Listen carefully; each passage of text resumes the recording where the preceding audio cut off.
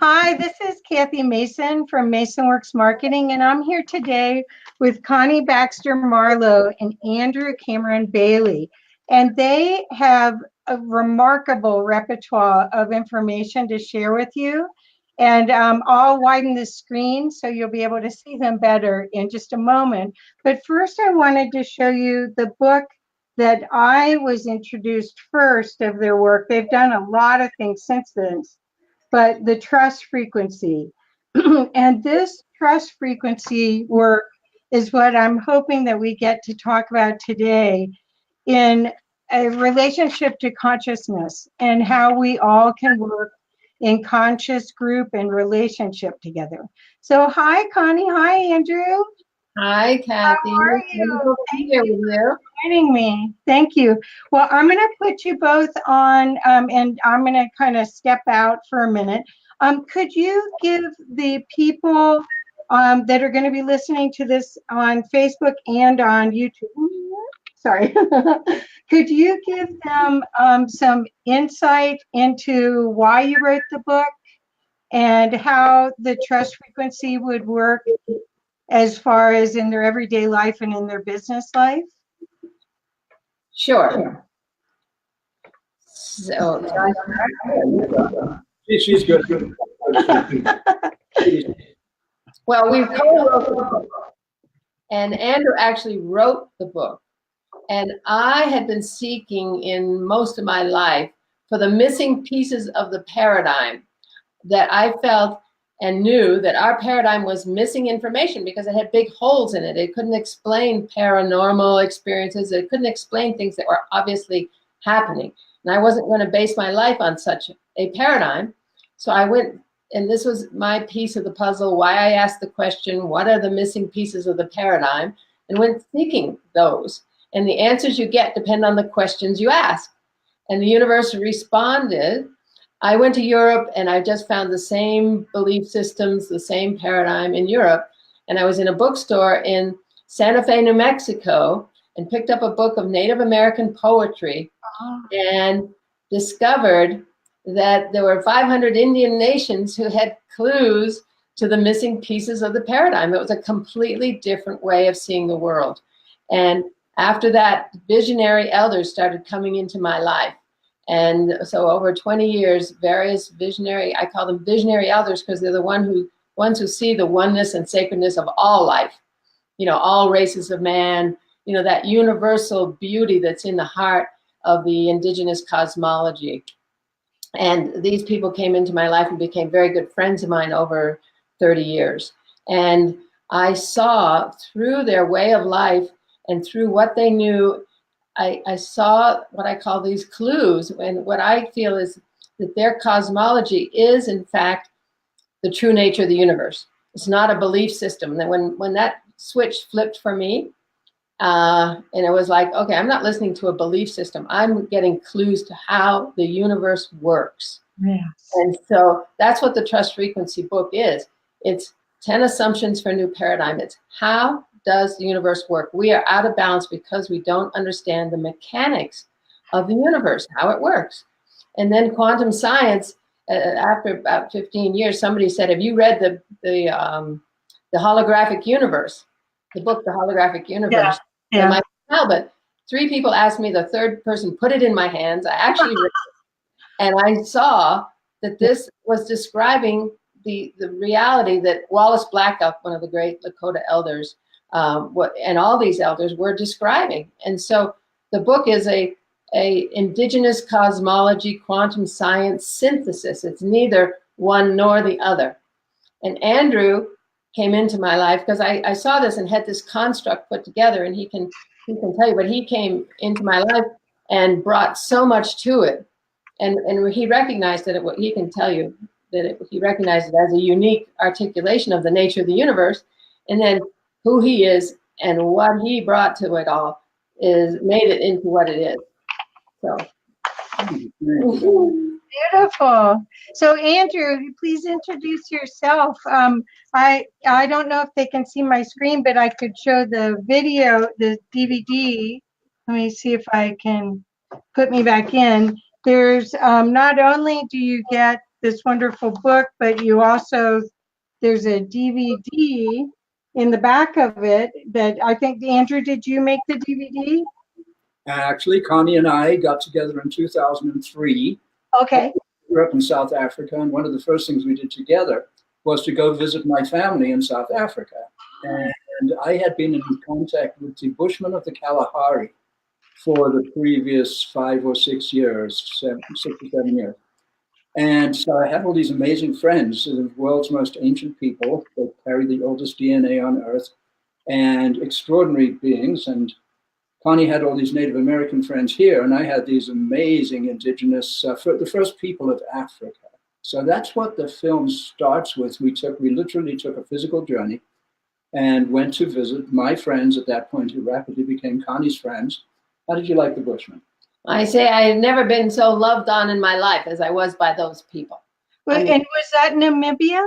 Because you've got... It was very close to the Namibia border. There's a little strip of South Africa that goes up between Namibia on the one side and Botswana on the other side. And that's where we went, right into that narrow little area. And it's Bushman country. And it's, it's Southwest Africa. It's unbelievably beautiful. There's so much wildlife and game. And these people who have been historically devastated by their interactions with other people, firstly with the blacks who came down from the north, and then with the whites who kind of landed at the southern tip of Africa, the Dutch, when they came in the 1650s. And they've had a really, really bad run of it. And yet you never hear a word of complaint from them. They are just the most beautiful, beautiful people. We don't even have a language in common, really. And yet what passes between us is so beautiful. So that's where the film begins. And then we proceeded to go and visit Native elders wherever we could find them, and opened it up. It was really just looking for what we called the wise ones. And there were people we'd known for 20 to 40 years. There are people we just put in a phone call. I mean, it's all been set up in the divine orchestration of things. Yeah. So they were saying things to us that they wouldn't say normally. So the film is extraordinary, and it's a real companion piece to the book. And the film is online. We don't put a DVD in anymore because people don't watch DVDs. But it's online. There's a link to it that we can let the listeners have. InSearchOfTheFutureMovie.com. Okay. And they can watch it. It's a feature. I better hold on to this one then, huh? So, and Andrew knew Ralph Abraham, the father of Chaos series, and he is in the film, very much featured in the film. So it's visionary elders, scientists, and futurists on the origin and future of humanity. It's so beautiful. Well, trust is what we're missing in the paradigm that we have right now. We're just bombarded with fear, production of fear in the media and in our lives unless we choose. It's almost like a test to see if you can stay out of chaos or if you just stay as the observer and know that you have the divine connection and not alter that knowing. Yeah, exactly. And understanding the divine plan of it all, that there's a bigger force at work. I'm doing a lot of the talking. Why don't you talk? Yeah. It's not about being a bystander. In one sense, you're the observer, but you're the involved observer. You're observing and feeling and sort of tuning into the vibrations and keeping yourself in a high vibe, that sort of 60s term, because that's what the trust frequency is. It's really about a high vibration. And if we can go into these definitely dark and disturbing times with trust and knowing, as Connie just said, essentially, that this too shall pass. This too is part of the divine plan. This too is here to wake us up and make us realize if what we see right now is not what we want to create as humans on this planet, what do we want to create? And we better get on with it, because we're going to lose the planet if we don't get to work very soon. Right. I think it has to do with understanding the higher purpose. And your podcast is on business, and we just connected with a woman named Donna Jones. I don't know if you've ever heard of her, but Erwin Laszlo has written a book, The Intelligence of the Cosmos. Mhm. And if one takes the track that there is a teleological purpose to everything, that we're going somewhere. And this is basic for me, that there's only the coming of peace on earth. There's only the coming of heaven on earth. Everything serves it. So Right. it just depends on your perspective, where you put your attention and how big you go to think, to look from an eagle perspective, see the world from heaven's eyes, go up and look at the big picture. And then, and this woman speaks of that with transforming business. What is the purpose of business? Right. In fact, to make money, to increase the shareholders' profits, or is it to serve, to bring higher intelligence, to bring beauty and balance and abundance to all people and all things in honor of the, so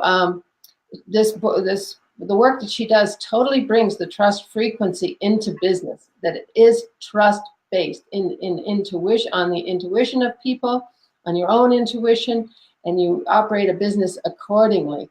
So this whole trust factor, and someone just said, I got your book, The Trust Factor. And other people call it the truth frequency, but it is a truth frequency. And the trust factor, that taking the foundation of trust in a conscious, loving, abundant universe, knowing that everything serves. And where we take it in the book is that there is only love. Right. So we resolve that paradox to understand that the things we see as not love are in fact love as well. So I have the 12 assumptions here. I don't know if you want to share them from the book, or if there's some other way. Basically, the reason I thought your work would be so interesting to this audience is they are in the trenches doing work every day, showing up as love as much as they can. But trust is a big issue, and it's almost like a wave. You're in it, and then you're out it, then you're in it, and then you're out it. And so I thought, I don't know if reading the assumptions would help them, or if you have ways to help people connect to that trust that the indigenous from all around the world trusted the divine and their connection to the divine. And our business world, I think it is a potential with conscious business to really create new paradigms that are more team oriented rather than the hierarchical orientation. I do believe, I'm an optimist, of quite an optimist with this. That's why I'm doing this. But if there's something that you could share that might support the listeners in renewing their trust, that would be great. So you mentioned, I'm just going to pick up on something you said a couple of minutes ago, Cassie. Okay. You mentioned that so many of us are in the trenches. That's a term we use. And it's kind of a wartime, right? You think about World War I, and here are all the troops digging themselves into these foxholes, these trenches. And let me ask you a question. What's the view from the trench? What do you see? Well, the thing is, I think that what happens is there is a victim mentality that's an overriding, it's in the global consciousness. Yeah. And you have to work to get out of that victim, because I believe that we're creator gods. I mean, we were created to expand consciousness, and all we have to do is change our focus and choose. It's almost like changing context with it. So I might be in the trench to help someone else out of the trench, but I think that's a good question. I think victimization and that whole worry that it's too big for any one person to do anything about, I think that is part of our consciousness. And I think it's intentionally part of our consciousness. So let me go back to that question. What is the view? What do you see when you're in the trench? You see a wall of dirt. And looking up to the sky. And what's really helpful is we've got to get up out of that trench and up to a higher place, whether it's through meditation or whatever it is that gets us to that higher place. Connie here has another name. It's Eagle Woman. She has a mission in life. What's your mission again? See my eagles? See her eagle? Oh, beautiful. What's your mission? My job. My job is to fly very high and report back all that I see. That was in an ayahuasca journey, which is what I do. I see big pictures and I report back. That's what this book is. It's a reporting of what we see. It's a construct on the nature of the universe from a perspective that one can take these 10 assumptions. We say, take these 10 assumptions, try them on, and see how they fit, choose what you want. It's free will. We have the total free will to choose our reality. We just don't understand what creates our reality. We don't understand how the universe works. Right. So that's what we're offering. And and it's a frequency thing. It's physics, okay? It's actually what vibratory level you're vibrating at. Right. What laws actually apply to you. Okay, the laws in the different frequencies are different. And so it's just common sense. Once you take it really is an intellectual approach to the whole situation. There are many ways of walking up the mountain. We are bringing in one for our minds because our minds sabotage us. Right. On every corner. And we are bringing information to help us understand intellectually with our minds that it is a conscious, loving universe. Right. Conscious, loving, abundant universe. Right. And that's our reality that's responding to us. Right. So since you've done this work, you've been doing just amazing work. There's lots more projects after the trust frequency. If someone wanted to learn more about your work and follow you, what website would they look at? Or is there a specific place that we can put? I'll put it in the comments afterwards, how they can find you. So a good place to start is the trustfrequency.net. Okay. Frequency.net. Okay. I'll give you a good start. I'm developing a climate restoration solution, a global, really thinking big, Kathy, starting a conscious business with a huge, outrageous global goal to clean up our atmosphere and reset our planet. Wonderful. What I'm working on, and I'm starting a conscious business based on the principles in the trust frequency, based on all of these principles of conscious business, and so that it can be very, very profitable, but at the same time, totally benign and beneficial, so that our children's children's children will actually have a beautiful planet. Well, yeah, it's not only benign, it's, as you said, it's beneficial. His whole genius of he was a chemical engineer and I'm the science guy. His job was to bring the science behind the trust frequency, and also his destiny path has clicked in the past few years, and that is he's done these inventions for bringing carbon out of the atmosphere and putting it to use. And his inventions have been very well received. He's in the process of looking for funding to get an institute research place going so he can actually build these carbon capture modules. We're at the prototyping and proof of concept stage of a huge business. And it has an agricultural component, has an energy component, it has a carbon capture directly from the atmosphere component. And the whole thing has to, firstly, it has to reward the investor. Secondly, it has to benefit the communities in which it's installed. It can't be some big, ugly factory-like machine. So it's kind of beautiful. It's architecturally very attractive. Wow. Multiple benefits. I'm excited. And it becomes a whole living space. I mean, it's really amazing. So they can go to Sacred Earth Enterprises.us. Okay. Sacred Earth Enterprises.us, and think about that name for a for-profit company. It's called Sacred Earth Enterprises. Is that beautiful? It's a sacred duty to rescue Mother Earth here. That's That's a sacred Right. to Right. Well, it's our home, and we are it. We're like cells of her body. So we got the wrong memo, I think. No, it's all good. We had to go through it. One has to understand it's all good. It's all in process. We are getting to the place where we choose to open our hearts and walk into a higher frequency in balance with all of creation. But we had to go through this. Absolutely. Everything serves. Everything has a purpose. Thank you. That's what I needed to hear today. Thank you very much. And individually on our soul's journey, everything has a purpose. It's all a gift to the universe, to us on our journey for our soul's work on an individual basis. And as humanity, all of creation is awaiting the love in the human heart. And we have to go through that process of armoring our hearts and then of seeing and understanding and allowing and moving forward into an open heart. But we can't do that in the current paradigm of scarcity, fear, separation, competition, greed, and all of those things that are a kind of distortion or a perversion of what humanity could be.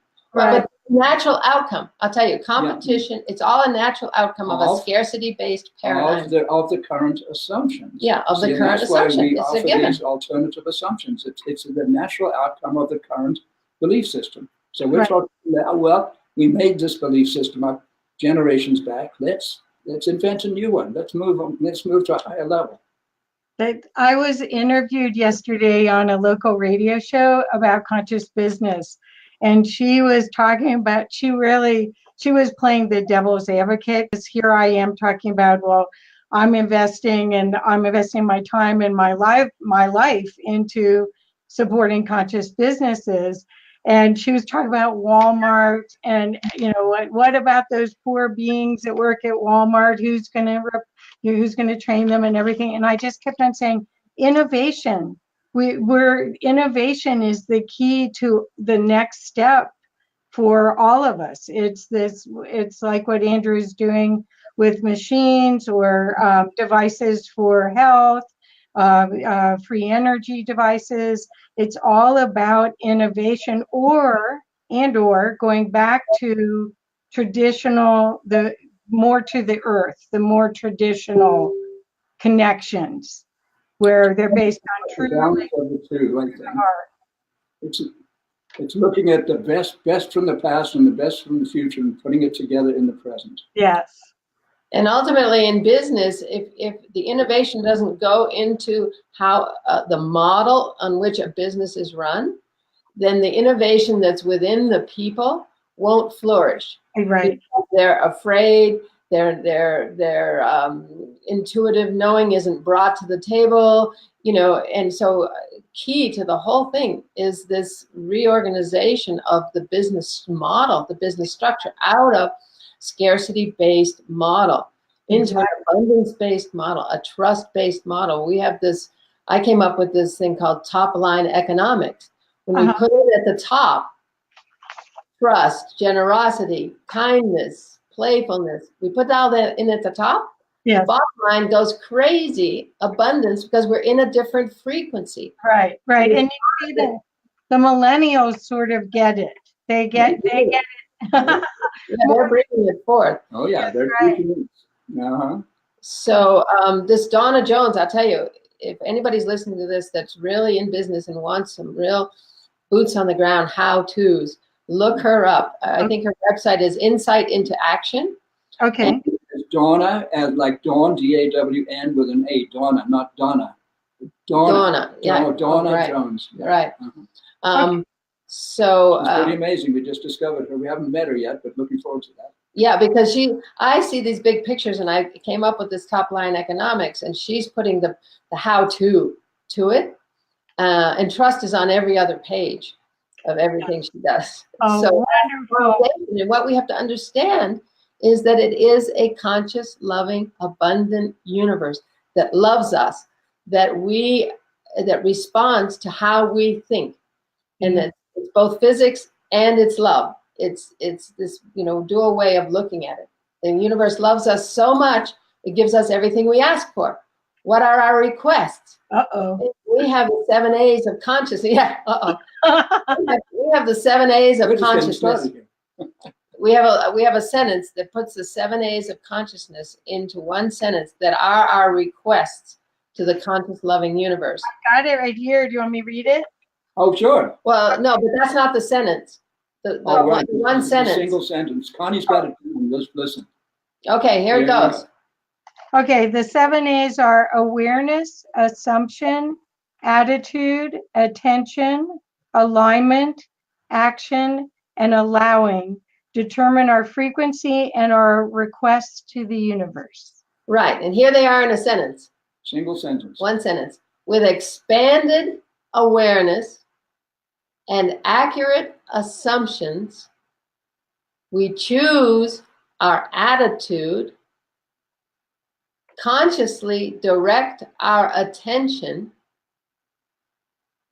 align with our highest inner promptings, take committed action, and allow the loving universe to manifest beyond our wildest dreams.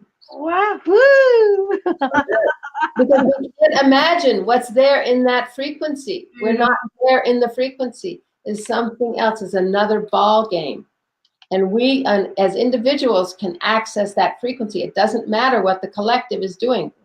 We shift our frequency, we shift the collective, but we shift our reality. But I want to tell you, that action piece is the kicker. Right.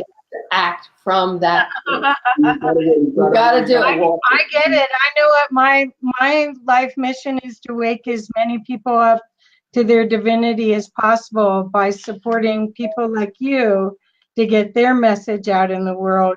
And as a team, there's a possibility to support millions of people to choose better, more conscious choices of how we can create a future that we leave to our grandchildren and their grandchildren. That's right. Yeah, Right. we're totally honored and grateful to you for your job and your work, because it takes us all to do it. We have a piece of the puzzle, and you resonate to it, and you have the ability to spread the word. Oh yeah, I can't stop. Just like you can't. You can't stop creating either. No. We've got fire in our belly for it. So Yeah, and one other project that we have, see, our overarching mission and vision, or mine is, that I've had for 30 years, is the role of indigenous cosmology, indigenous values, indigenous people in the unfolding of human consciousness in the past and in the future. okay. It's primarily the future. What role do they have to play in the future? And we have another project called the First 50 Years Project, which shows it's the 50 years of peace and friendship at the founding of the United States in Plymouth, Massachusetts, that there was a synthesis then that gave birth to the American mind, spirit, and democracy. Wow. Okay, so it's a synthesis idea.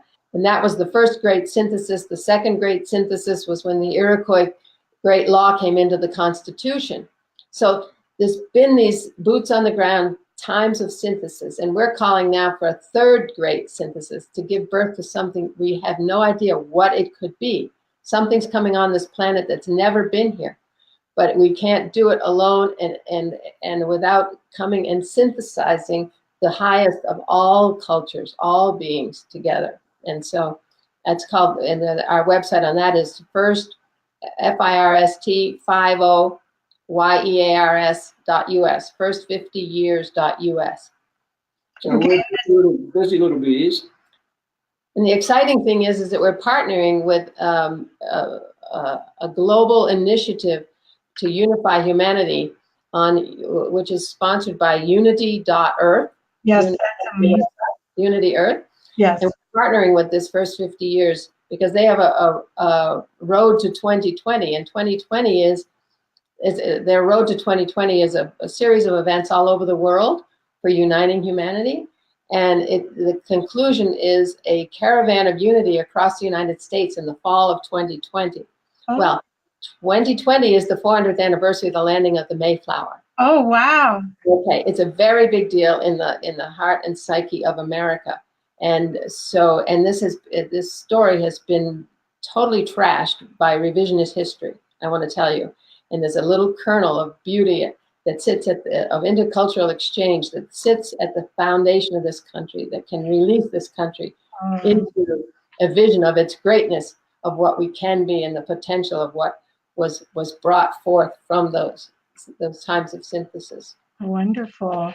Well, I'm afraid I'm going to have to go, but thank you so much. This has been, I hope the viewers, I know that not many people are on right now, but I know that I'll be able to share it, and many more people will see and hear and be inspired by what you're doing. And I am so grateful for everything you do. I watch you travel across the world on Facebook, and then every once in a while get to see you at Sunrise Ranch when we connect. But thank you so much.